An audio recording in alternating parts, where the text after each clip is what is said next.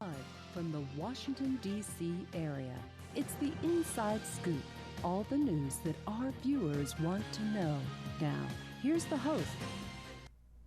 Good evening, people. My name is Deborah A Woolen, and I am your host this evening for Inside Scoop. Some of you may know, some of you may not know, that African Americans make up less than 5% of one of the most important professions in our country, law. The overall population or minority population of attorneys are about 20%. Of that 20%, African American lawyers only actually dropped from 4.7% in 2012 to 4.5% in 2022. And that's in staunch contrast to the overall population of African Americans in the US, which is 13.4%. These are statistics from the ABA report of 2022.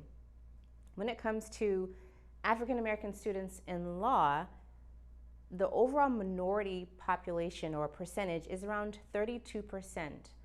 But of that percentage, African Americans only make up around 7.7%.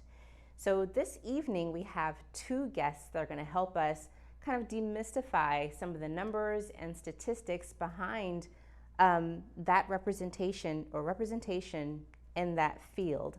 Our first guest is Sydney Montgomery, the CEO of S. Montgomery Admissions Consulting. Their purpose is to help students kind of break down barriers and step into their future. Sydney, thank you so much for joining us. Thank you so much for having me. I'm excited to be here. Absolutely. So, oh my goodness, the process of getting into law school, there's first of all, choosing the best school to go to for a student's needs. Then there's taking the LSAT. And then there's trying to finance this entire effort. It's a huge undertaking. So thank you so much to you for what your organization does. But let us know, how did you even get into this place? Absolutely. I always say that I fell into consulting accidentally.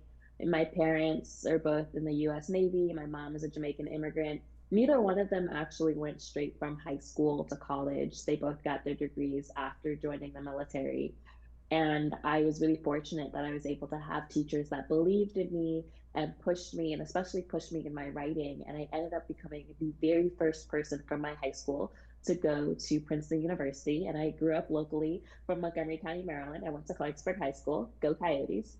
And that was really a pivotal moment for me because I realized that it's not only about your test scores and your grades, but there's so much that goes into admissions. And there are so many other students who could have had the opportunity to go to a school that really opened up so many doors for me and changed my life if they had someone to guide them. And so I started giving back to my church. I go to Mount Calvary Baptist Church in Rockville, Maryland, to my high school, to just local areas, and help students through the college application process. But when I was going through the law school application process, I had a phenomenal pre-law advisor who ended up leaving during my first year of law school.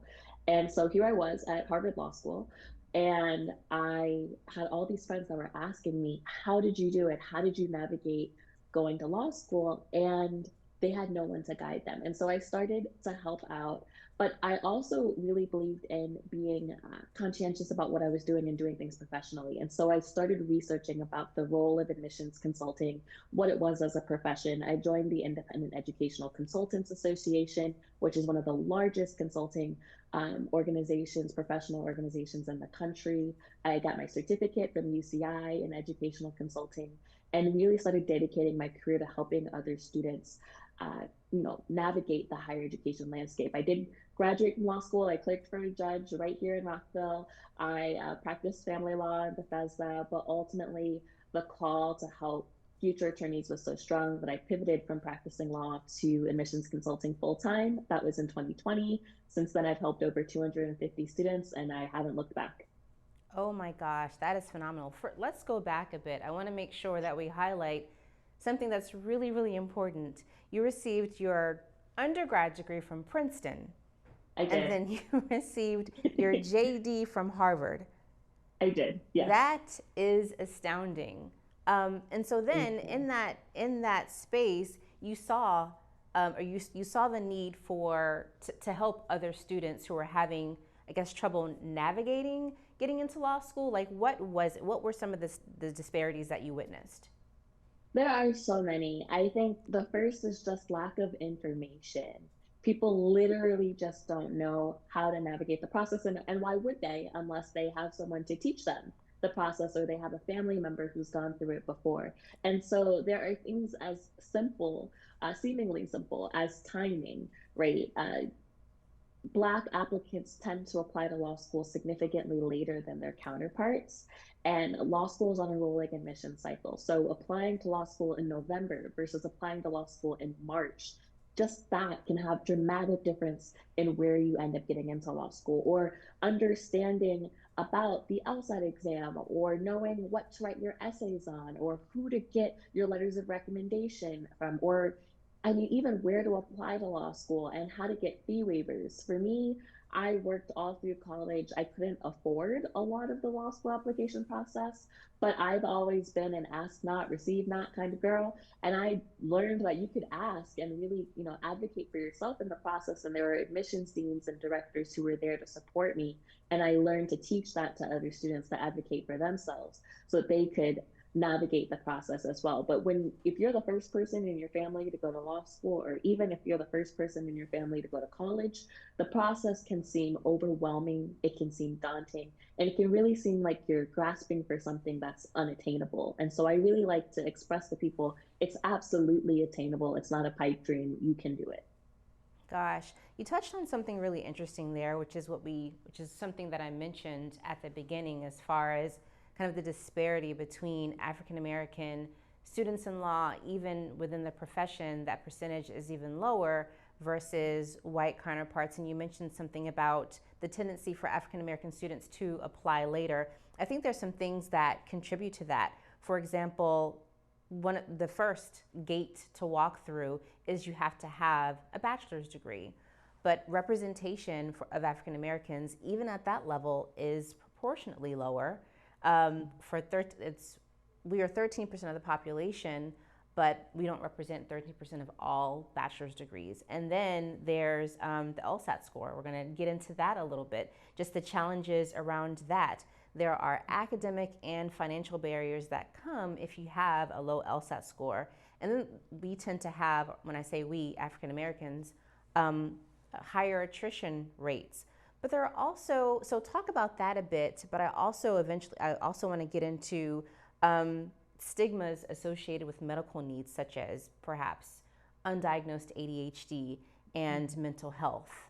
So are some of your observations surrounding some of those kind of impacts to the lower percentages? Yeah, there's so much there. So let's first start with academic preparation. And I do a lot in the space of equity in education as it comes to writing, because I think writing is really the key to upward mobility and success. And so when you look at the national landscape, and we're not doing great as a country, in 2016, I believe is the last time the National Assessments for Educational Progress was done, and the nation's report card said only basically 27% of 8th and 12th grade students were passing national benchmarks for writing.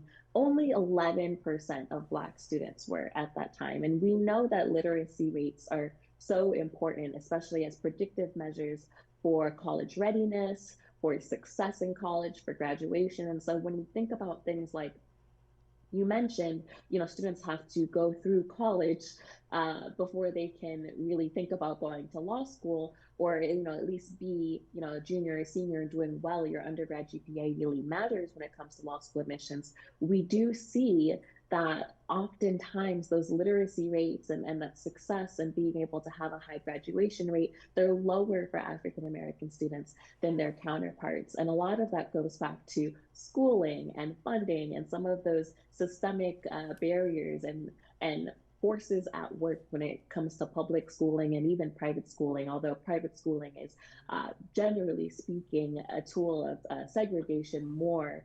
So then something that actually levels that education playing field for minority students. And so we really need to take a look at what fundamentally is happening on a schooling level, because when you get to things like the LSAT exam, then that reading and writing and comprehension, it comes back, right? Because those are really fundamental skills for the LSAT exam, which is the law school admission test, but also to be a lawyer, right? You have to have strong reading and writing skills. And a lot of that stems from the fact, again, that only 11% of 8th and 12th grade Black students were hitting those national proficiency markers in writing with the nation's report card. And so those are really alarming statistics. But some of the things that we see there aren't just, oh, okay, like, Black students can't write as well. Like, I wouldn't say that. Right. I think a lot of it is definitely, one, how it's taught and whether we have culturally competent teachers, which is very important because there's a lot of pedagogy and curriculum that is not culturally competent. But then there's also the fact that some students need perhaps extra time. We talked about ADHD and other learning differences. Actually, Black girls are some of the most underdiagnosed when it comes to ADHD, which is attention deficit hyperactive disorder. There's different types. There's type hyperactive, type inattentive. I actually have the inattentive type. I wasn't diagnosed until I was 26. And they say that for girls of all races, sometimes ADHD is missed and masked and misdiagnosed as anxiety or depression. But what ends up happening is if you then start to go into these standardized tests, with these time tests, and you have some students who have had the access and the privilege to get tested and get accommodations and get their extra time and work with a tutor and all of these things, and you have some students who have the same challenges but have not had the ability to get diagnosed, who have not had maybe the insurance or the support, or the community stigma is such that they haven't been able to get help or get their extra time, then they're at a disadvantage when it comes to things like the LSAT exam or any other standardized test. You can consistently see where Black students tend to be a little bit lower, just in those metrics. And a lot of it does come down to what is the support and resources that they're getting outside of school, but also what supports are they entitled to that they maybe don't even know they're entitled to. Gosh, thank you so much, Sydney. We have so much to cover on our way back. You just said so much. Listeners, please come back and join Sydney Montgomery and I as we talk more about the numbers between African American law students and non-African American students. Come back and join us.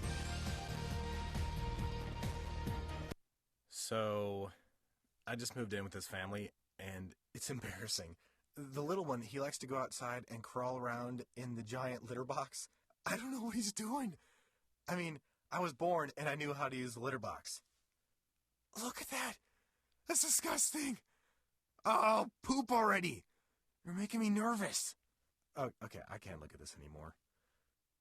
I really hope he grows out of this, for his sake. So how was work? It was 1,300 hours. My math class from 302 was in the trenches. Davy Roth had it the worst. Fractions were coming at him left and right. He just didn't get the damn things. 2 days ago, I tried to teach him what 1/4 of 1/2 was using different sizes of blocks. Yesterday, I tried again by dividing up pizza. Both missions failed. Oh, no. But today, I was ready. I created a combat math game where the only way to beat the enemy is to out-fraction them. Davy conquered every last denominator. My game was so successful, the principal is deploying it to math squadrons all over the school. Anywho, how was your day? Oh, today my boss treated the office to salad wraps. Salad wraps. I know. 150 over 90. 180 over 111. 160 over 110. I had a stroke. This is what high blood pressure looks like. You might not feel its symptoms, but the results from a stroke are far from invisible or silent. If you've come off your treatment plan, get back on it, or talk with your doctor to create an exercise, diet, and medication plan that works for you. Go to loweryourhbp.org. If I would have followed a treatment plan, I would not be in this situation. We're back to the Inside Scoop. Here again, your host.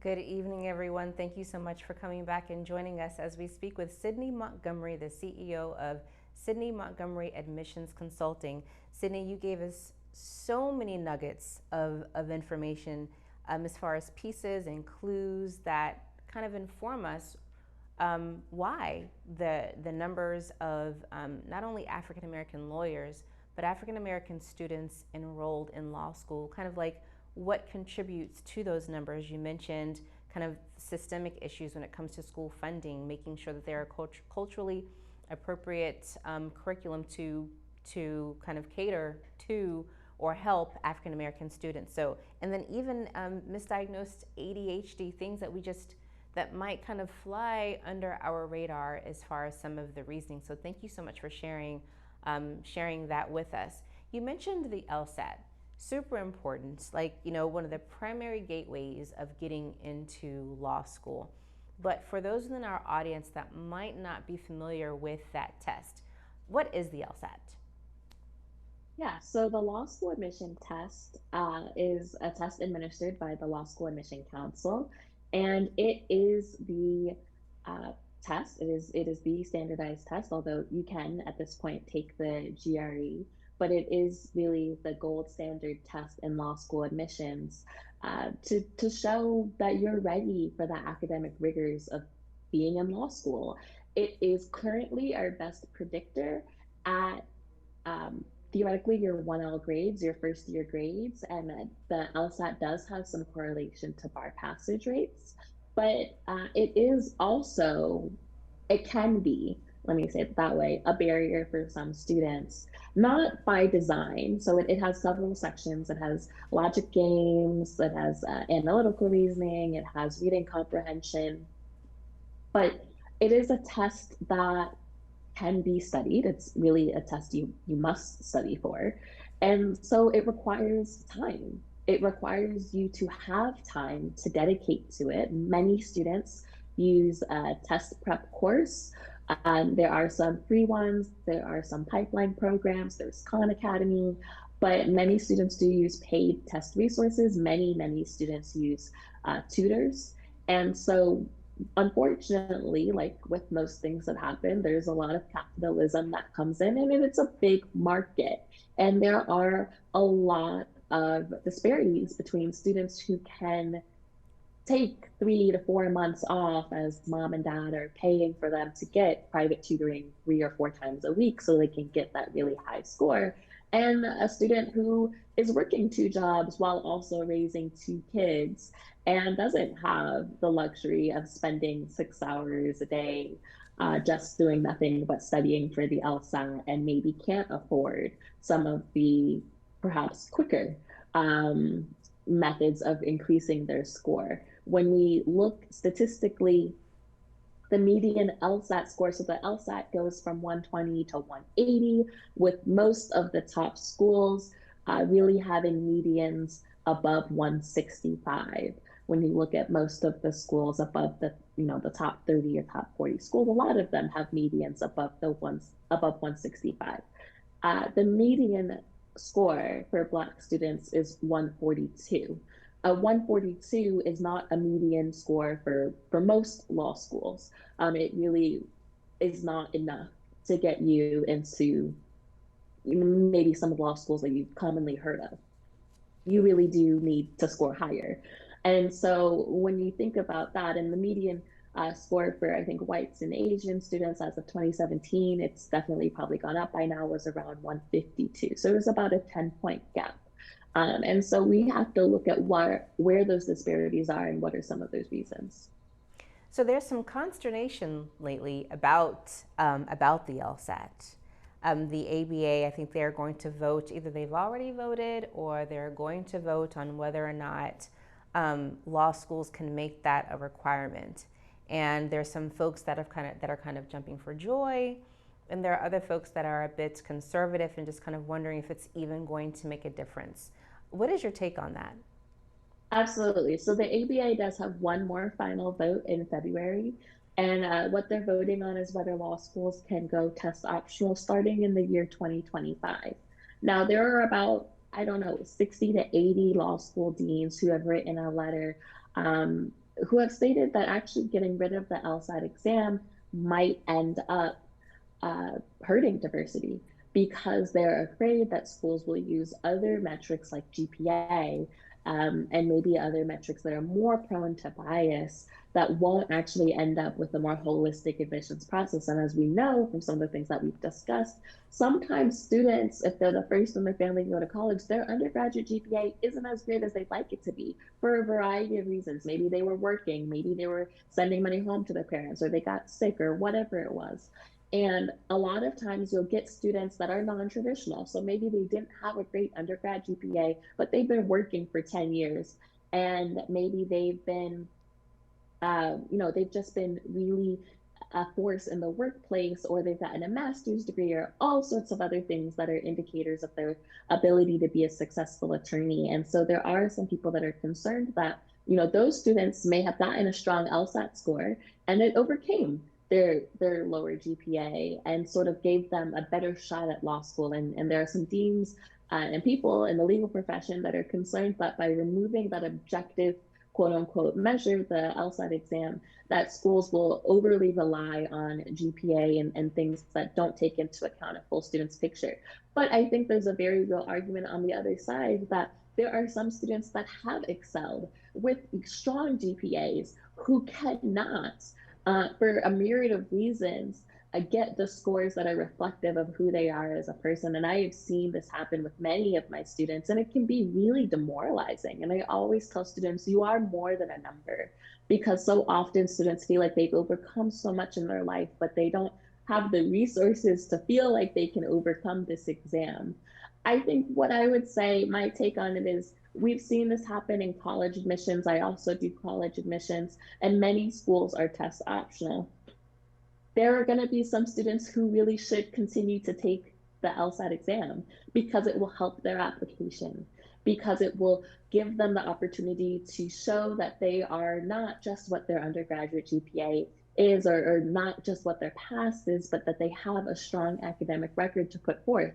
And then there are going to be some students whose application will be strengthened by not taking the exam. And I am a fan of test optional policies because I think that ultimately they give applicants the choice to put forth their best foot, to say, this is how I want to present myself to an admissions committee. I'm not a huge fan of test blind policies, and that's not really what's on the table. Test blind is when schools don't consider admission tests, but a test optional landscape still allows each student to determine what is going to be the best representative of who they are and how they want to present themselves to the admissions committee.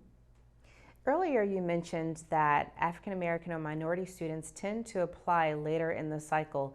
Do you think it's because they've had to take the test once, twice, 3 times to get that acceptable score? And if they're taking those tests multiple times, and as you mentioned, it's demoralizing, perhaps making the LSAT optional and then perhaps giving them another opportunity or another route with a GRE, do you think that's something that could help them? So I will say, I've been doing law school admissions consulting for 8 years. And the number one factor for all students in whether they delay their applications is usually because they want to take the test again. When I was applying to law school, you took the test one time. Back in the day, they used to average your LSAT scores. And so there wasn't this frenzy to take it 4 or 5 times. You took it one time and you made sure it was a good time. We're in a different situation now. And I think that there's a lot to do with just it's become a big market. But people do take the test 4 or 5 times. Well, I should get a higher score. I should get a higher score. And it is true currently that getting even 1 or 2 more points on the LSAT exam can really change your admissions outcomes. And so it's not an unreasonable thing to do. However, I think one of the biggest issues or discrepancies, because that is something, like I said, I've seen across the board with tons of students. And honestly, usually sometimes the more well-resourced students, because the LSAT exam does cost money. But honestly, it is the lack of information. There are so many students who come to me, or they're going online in October, trying to figure out what they need to start the process, thinking, but I'm not starting until next year. And I think one of the biggest issues, one thing that I would love to change, is that all of these schools have deadlines in February or in March. And if you're not understanding that law school is really on a rolling application cycle, you might feel like you're starting early because you're getting started in October and it's not due until March. Whereas you don't realize that so many people have actually already applied.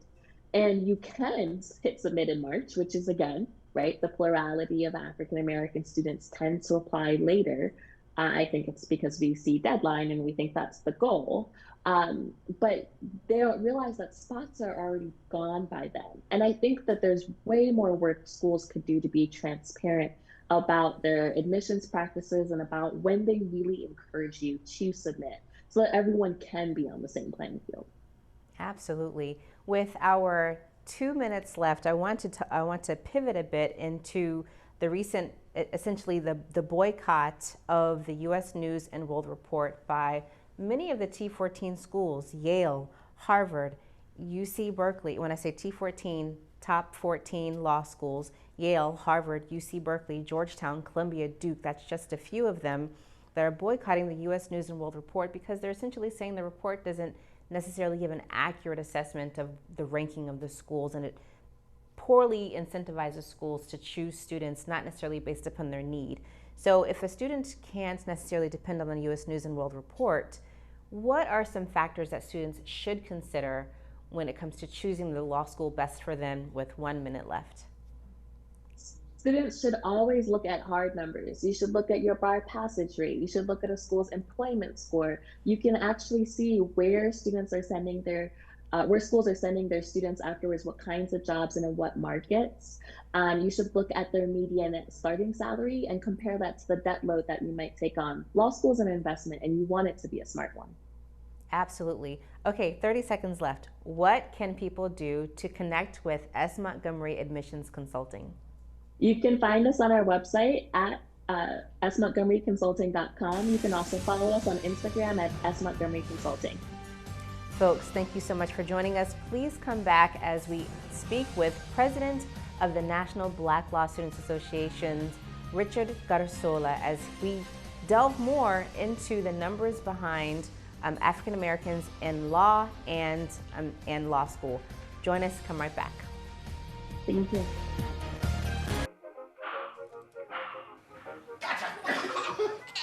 I surrender. All right, pal. Get ready for the day, buddy. Hey, Dad. Hey, Dad. Do we have a gun? What's that? Do we have a gun?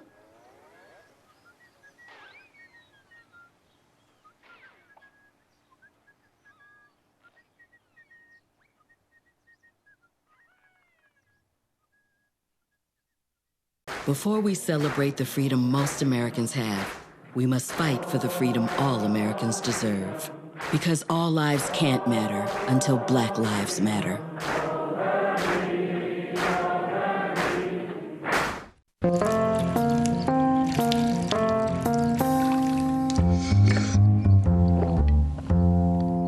Here, kitty, kitty. Here, kitty, kitty, kitty. Here, kitty, kitty.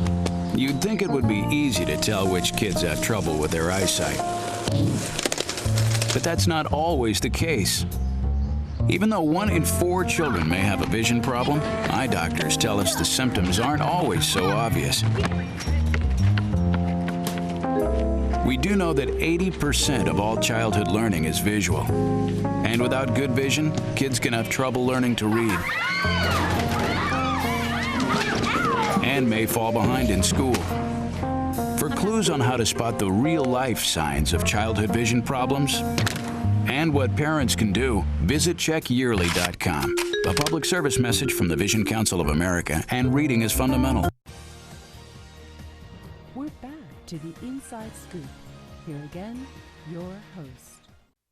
So much for coming back and joining us, everyone, for Inside Scoop, our second segment. We have the chair of the National Black Law Student Association, Richard Garzola. NBLSA, National Black Law Student Association, is the largest law student organization in the United States with over 200 chapters and over 600 members and in 6 different countries. Richard, thank you so much for joining us. Thank you for having me. Thank you so much. Sure. Yes, no, actually it's 7,500 members nationwide. We have an alumni division, pre-law division, and yes, we've been expanding since 1968. We're honoring our 55th year, but excited to be here to talk about NBLSA, myself, and all things Black law students. Absolutely. So 55 years, but you are the 56th chair? Yes, I'm the 56th national chair, and I also serve as so I was elected as national chair, but also I have the distinct pleasure of serving as a chief executive officer because we are a 501c3 nonprofit corporation. As you mentioned, the largest nonprofit corporation ran solely by students, in the country, and still looking into it to see maybe in the world potentially with over 8,000 in membership and always growing.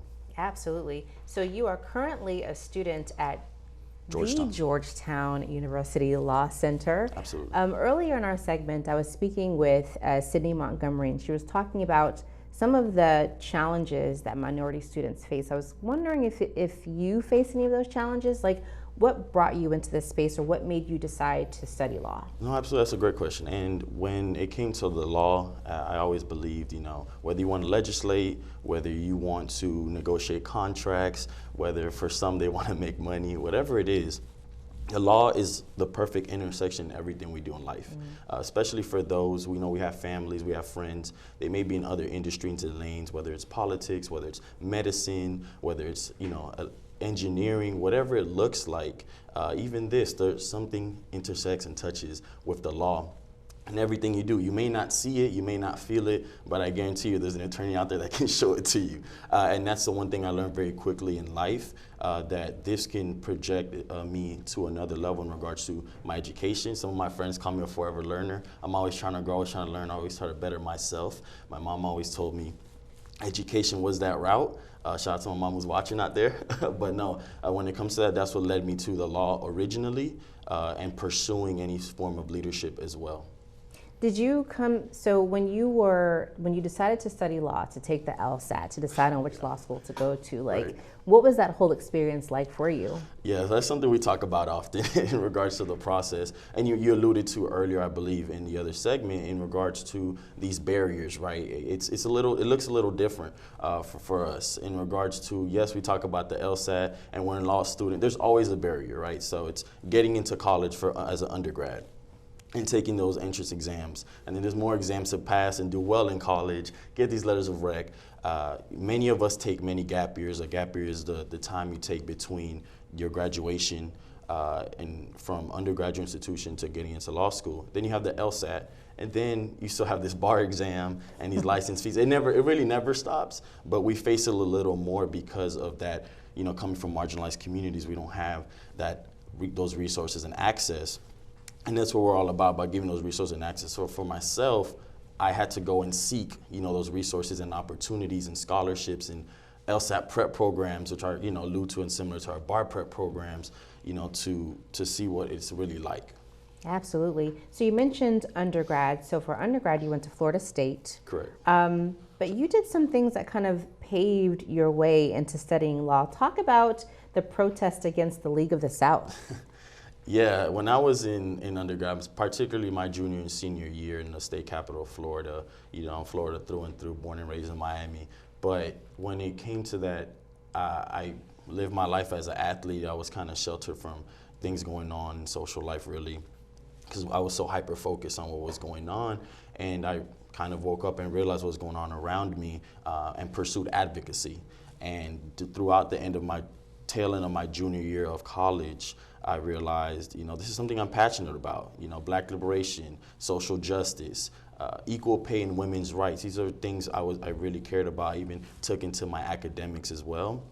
but particularly that I saw no one was doing something. There was the group you alluded to, white supremacist organization that was recruiting on the steps of the state capitol in front of a HBCU, a historically black college and university. Wait a FAMU. minute. So the League of the South, yes, a white supremacist organization, correct, was recruiting on the steps of the steps of the state capitol. The state capitol, which separated both Florida State and FAMU. And I just felt like, not only was it wrong, and I didn't agree with what they did, but it's just the manner they did it and broadcasting it. So, I reached out, I asked folks around if anyone was doing anything. Not necessarily a counter protest, just if they were aware, and no one really did, none of the leaders, and I wasn't really that involved. I took it upon myself, no experience, made a quick little flyer, spread the word around, and they arrived with 30 in that organization. We just 200 plus students swarmed the Capitol an hour before. They came in armed, some with AR-15s, AKs, and law enforcement removed the weapons from them. And we just, they separated us, but we had a conversation. Their words may not have been as peaceful as ours, but we came to an understanding. Well, they probably wouldn't think so, but I at least showed and demonstrated to the crowd that, these folks are not trying to come to an understanding, actually, and they're not here peacefully, and they didn't want us around them, but they were recruiting where the majority of folks who lived there, didn't look like them, and they knew exactly what they were doing with that intentional disrespect, so we drowned them out with our chants, with our noise, and because we wanted to mitigate their message getting out there. So at that moment, did you know you wanted to study law, or was it that situation that kind of influenced you, like, I need to go in this direction? Actually, that was the start when I knew I needed to go more into not just advocacy, but the political realm, legislatively, learning about the bills, learning about why we were being, essentially quieted on campuses. Or I researched these bills where you can have free speech, where not, where things were being changed, particularly at the state level in Florida. Things are still going on to this day. But back then in 2017, 2018, you really saw the meteoric rise of these type of legislation. And it inspired me, eventually to run for office. Well, folks pushed me to after that protest we just spoke about. But it was within that campaign is where I really decided, I need to go to law school, whether I win or lose this race for city commission. That's where really I was inspired because of my interactions with, not only everyone who I saw in the city capitol, but also my interaction maybe with law enforcement and folks who were coming in and out the criminal justice system. How I was, falsely profiled for someone I wasn't, and I was a candidate for a campaign, political candidate, and they thought I was, someone who had maybe robbed a local store one time and, falsely accused of that if it wasn't for someone in a neighborhood north in Tallahassee where I didn't belong, but they stood up for me. It could have been a different day for me. And that's when I realized I need to educate myself more. Wow. How old were you when you ran for city council? I was city commission, yes. I was 22 years old, 23 at the time. Wow. And so during your run, and then those instances of profiling, that's kind of when the light bulb went off, like, this is the direction that I need to go into. Absolutely. I'm always quick to shift gears, but also, I'm able to adapt. But that's when it really did go off for me, when I knew, okay, this is a new arena I want to tackle, things I want to learn about. And also it made, for lack of better terms, it made sense for me in my trajectory because of how I saw the folks I looked up to. I can allude to everyone who's come in and through NABOSA, but really that would be talking about almost anyone with a JD who's black, right? Who we look up to, presidents, vice presidents, Supreme Court justices now. So it made sense. Gotcha. Okay, so fast forward to your time at Georgetown with the protests against Ilya Shapiro. Talk about your role in that. Yeah, and initially I took at the time I was on the national board for NABOSA. I was the vice chair, so chief operating officer. So I was a second year student, and I definitely I'm representing my chapter with this sweatshirt, okay. But my chapter definitely took the lead, and I just wanted to listen and hear, see how everyone was affected. After that protest we talked about before, in 2017, 2018, I was kind of known as that rah-rah person, loud, ready to lead the chant at the front. Years after, especially going to law school, I've been maybe more reserved and polished, more willing to listen. And I really wanted to gather what everyone was saying, how everyone reacted to, Shapiro's tweets, his actions afterwards or lack thereof. And, what some allude to is when the moment where I kind of, stepped up and spoke up, and I have a relationship with my dean now, but we had this closed off meeting that, folks in the media spoke about and recorded that got out where, yes, there's the legalese language and side of things where the school couldn't comment or allude to what their actions were, and they were limited, which we understood. But we also wanted to know from an administration, does this look like the behavior of someone who is remorseful? And that was my question, because someone who's remorseful doesn't say, I'm not racist, but they say, I'm sorry for my comments if it hurts you. But then they go on Twitter and say, I'm on paid leave. I have nothing to say sorry for. I shouldn't be fired. I didn't do anything wrong. I said, does that really add up with the behavior of someone who thinks they're remorseful? And there was no comment there. And, that was caught where, folks took it as a caught you handing a cookie jar moment from the school. But, I just really wanted to know an answer. I wasn't trying to do anything besides that. So then after that, is that when you decided, okay, I'm going to run for chair? Yeah, before that, I kind of weighing my decision. Folks saw it as a natural move up. There was only one other seat up, or I would step away from the association. It is a lot of work because I am a student first, or we're supposed to be, but we're also running a business. It's a nonprofit corporation, as I mentioned, and I was already making administrative and executive decisions. My predecessor, Simone, was amazing, kind of shadowing her all the way. I always say the vice chair is kind of like the backbone and spine of the chair. And I'm blessed with a good one now in Jareen, but I realized, there was no one better for the role. And I decided to step up because also me bringing my own connections and network to the association, knowing folks in so many of our 200 plus chapters, it naturally made sense where I already had that experience to lead Nabosa to new heights.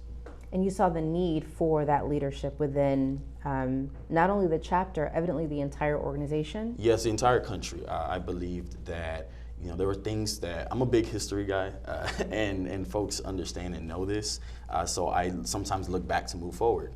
And even in my time in a national board, as a national board member or the vice chair, during my first 2 years of law school, I made the conscious decision to do my research, to speak to predecessors. I have a great relationship with our founder, Aldrin Cooper Jr., who is still alive and we're blessed and fortunate to have, and he'll let us know, not to this day, he'll just text me or call, great job, good leadership, or we should be doing this, why are you not doing that? Like voting rights, why are we still not doing the things we were doing in the 70s? Or I'm glad you're bringing this back when we did with our election protection program. Wow. I think it's so important how you just pointed out there, just the importance of that generational handover. Absolutely. Please come back as we continue our conversation with Richard Garzola, the chair of the National Black Law Student Association. We'll get into a bit more of his role and their future endeavors. Please join us and come right back.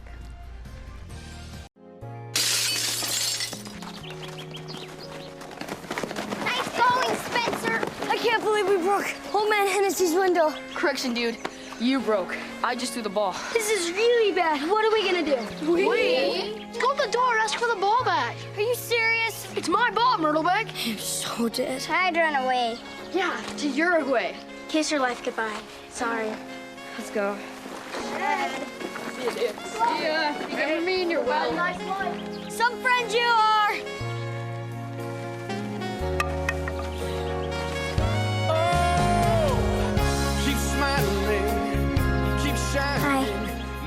Hi. Tell him it was an accident. And we can fix the window. Come on. I'll come with you. Loyalty. Pass it on. You go first. A message from the Foundation for a Better Life.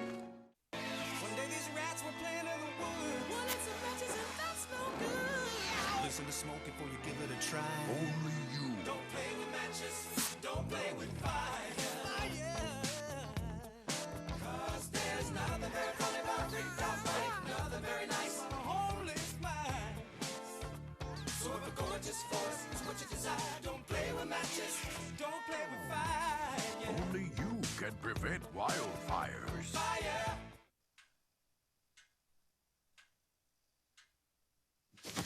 Awkward. I'm the awkward silence.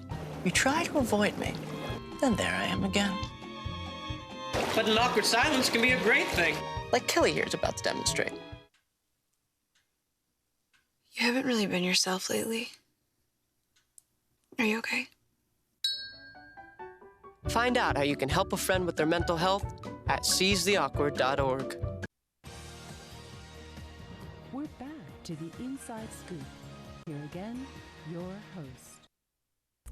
Thank you so much for coming back as we continue our conversation with Richard Garzola, the chair of the National Black Law Student Association. Okay, Richard, so you talked about everything that you did within, well, the main things, something tells me you've done a lot more, but the main things that you've done for the National Black Law Student Association, the things that you did in undergrad, I did some research on you. Okay. And one of the things that I saw was that you single-handedly raised $100,000 for NABOLSA. Yes. How did you do that, and where did those funds go? Absolutely. So a big focus of ours when we think about raising money as a nonprofit is sponsorship. And during my second year, when I was a member at large and part of my time as vice chair, and with the help also of our corporate relations director, my predecessor, but there was a moment in time, like 90 days, it was a focus of 90 and 90. So I used some of my personal connections and network. I wouldn't have been able to do that without those who helped me lift as I climbed. So during my first year, I learned about this space called big law. Only 2 or 3%, I want to say 2% of Black attorneys are partners in big law firms. And then not many are associates because the retention rate is so low. But regardless, I wanted to learn about this space. And my spring of my first year of law school, I had several coffee chats or Zoom chats because I'm part of the Zoom School of Law kids that were in that initial class where things were virtual during the pandemic. But I had over 140 of these in the span of that semester just because I wanted to learn more and be connected and see about the lived experiences of these associates in these big law firms, or also those in public interest, but mainly those in the big law firms, to see what it was like. And they remembered my face and name, and I remembered theirs. And luckily, that those above their supervisors, their senior, their partners, and those had a lot of money, right? And they knew about what I was about before in that NABOLSA space. So they knew it was going towards a good cause, but more importantly, not just association, but myself being in leadership, I would make sure we used it for something right. So I just called those folks back. I sent those emails, our sponsorship guide, and I made sure we were able to raise that much money last year in that short span of a month and a half. And with that, we were able to use it for our competitions. We were able to use it for what is now the things we're rolling out during my time as a CEO and chair, which is our scholarships for pre-law students, our scholarships for HBCU law students, the exposure, the resources, similar to our partnerships that we're now able to build out, and our flagship National Mentor Program as well, where students and members get something in return, as well as building something up for when I leave, because our terms are only a year. So when I leave, we leave something in the bank also for the association, for the board that comes after this. So I'm going a little bit out of order, but since today's Monday, last Thursday was Thanksgiving, so that makes tomorrow Giving Tuesday. Absolutely, absolutely. So if folks wanted to give to NABOLSA, what could they do? Absolutely. Well, first, I appreciate we appreciate any contribution. They can go to nationalbolsawadeapricot.com/donate. You can donate there to a particular region. So NABOLSA has 6 regions: Western, Northeast, Mid-Atlantic, Southern, Midwest, and Southwest. But also they can particularly donate to the association as a whole nationally. And then in other ways, it's just a sponsor or be a friend of NABOLSA. So we have our 6 regional conventions. We have our national convention here in Virginia, DMV area, so it'll be Arlington, DC in March. So many of the donations will go towards that, everything that comes with putting on such a massive convention. Similar to the money I alluded to earlier that's being raised, many of our regional conventions were able to use that money to house students to be able to put on these conventions last spring. So doing the same now is what those contributions will go towards. But of course, some of our scholarships and our galas where we'll honor Hall of Fame recipients. So any of those donations, on the Giving Tuesday will be greatly appreciated. Fantastic. Okay, so we're going to get back to the convention in a couple of minutes, but I want to go back to something you said. You said you did 140 of those Zoom conversations? Yes. While you were a student? Yes, while I was a student. So during my first year of law school, Was kind of considered a robot when it came to school. So I mentioned before I was an athlete, so I didn't have Instagram. I cut off all my social media except for LinkedIn. That was my primary source of anyone wanted to reach me and didn't have my phone number. Your best bet was likely LinkedIn. And I was very active in that spring particularly because I did finish pretty well my first semester. And during that time, in the spring of my first year, I just literally would look up, I'd search, find anyone who did anything similar to what I would want to do. I had interest in the law or an employer I would maybe be interested in. That first summer, that summer after my first year of law school, I was able to work with the NAACP on Florida on voting rights. Voting right litigation, and then I split my summer. I worked with Apple in their government relations department as well as an intern. So I was very fortunate to do so, but I knew that my transition eventually, my second summer, would go towards one of these firms. And I learned that thanks in due part, to those coffee chats I had, which were over Zoom. And I wouldn't have been able to do it if it wasn't for the pandemic. So there was a silver lining in that. Gotcha. So, okay, so you were a student at this time, and yes, you did. Yes, the pandemic allowed, for this kind of this Zoom environment. Right. But one of the things that a lot of Black law students talk about is the sense of community. Yes. That BALSA offers them. Absolutely. Especially being at a PWI. And when I say PWI, for those who may not be aware, PWI stands for a predominantly white institution compared to HBCU, which is historically Black college, it used to be HBCUI, historically Black college, university or institute. Right. So when it comes to the importance or the impact of BALSA on your campus, do you talk about that a bit, like the importance of it? Yes, and it ranges. I tell folks all the time, I'm blessed and fortunate to witness it. If there's an event, I get to this weekend, we'll be celebrating our Founders Day. So the inception of NABOSA for the last 55 years at NYU where it was founded. So I'll be able to meet some of the folks in the NYU chapter, my vice chairs from that chapter. But before I got to visit Boston for a pre-law conference separate from NABOSA, but I had a speaking engagement and I just got to visit and meet. It was like family with the Harvard BOSA chapter and also some folks at Suffolk as well and Boston College, right? Or Boston University. There's so many chapters there. If I'm visiting Texas, I know I got to meet and we had an event with some of the folks at TMSL, so Thurgood Marshall School of Law, which is at Texas Southern, which is at HBCU. I got to see how different the chapters operate, how they conduct themselves appropriately or accordingly, how they conduct programming, how do they raise money, and how tight-knit they are as families. What stand across the board is always the same because we rely on each other, we need each other. And I told folks on the quote-unquote campaign trail, but really during National Convention last year when I had my campaign speech, I told folks NABOSA is like a second family. NABOSA is family and a home to me because whenever I needed something, wherever I can be, there's someone from a chapter there and they look out the same way I would do the same for them because we know that struggle, we know what it's like to need and be so few of us, but so strong in those numbers. That's right. You mentioned HBCU law schools. I only knew about one of them, but prior to us coming on, you mentioned there are 6. Yes, there are 6, and I'm a very staunch advocate where we acknowledge the H in HBCU, right? It's historic, so maybe you can't start a completely new HBCU now because it'll no longer be historic based on laws, but we can expand and start up law schools at the other HBCUs who do not have one. So there are 6 historically Black college university law schools. Here in the area, we have 2 with University of District of Columbia and Howard University School of Law, but we also have NCCU in North Carolina, FAMU Law School in Florida, Southern in Louisiana, and TMSL in Texas, right? So we have 6 of those schools, and this year in particular, I attended one my first year. I was a transfer student. I went to FAMU Law from Florida. I saw firsthand and experienced the resources that we need, but also the strength and the intelligence that's there that's often overlooked. And that's why there's such a focus this year in NABOSA. I made sure as chair that we had our HBCU pipeline program. So it's a flagship, first of its kind, where so much of our focus, we'd never forget the students at those schools, whether it's scholarships this year, whether it's exposure and partnerships with broadcasting and media companies, and highlighting the students there, as well as presenting them an opportunity for jobs. Wow. So that kind of segues into my next question. So you have an annual convention coming up in March. Right.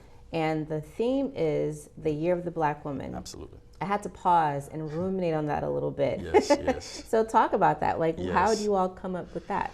Well, I'll be honest, that was a unilateral move myself. I like to always give credit where it's due to everyone in the association and my board, and I delegate folks to have the opportunity. But day one, you know, I came up with the theme for the year, which was enhancing the vision. And when I think of vision, it was the dream of our founder. So going back to things we used to do. So honoring the past, embracing the present, and shaping the future is our theme for the year. But for the convention, you know, I did not hesitate the Year of the Black Woman because I combined the data, but also what I saw around me. Mm-hmm. You know, yes, we're always about uplifting Black women, but the prominence, the ascension, just in the last decade alone, we talk about these numbers going down in the last segment with Black law students, but Black women are trending up. Maybe not in partnership where we're advocating for it, but in judicial seats, federal judicial seats, in associates at big law firm, and then graduating, and then in the classroom. Any Black law student you speak to in a room, you will see so many Black women, and they're usually finishing at the top of the class.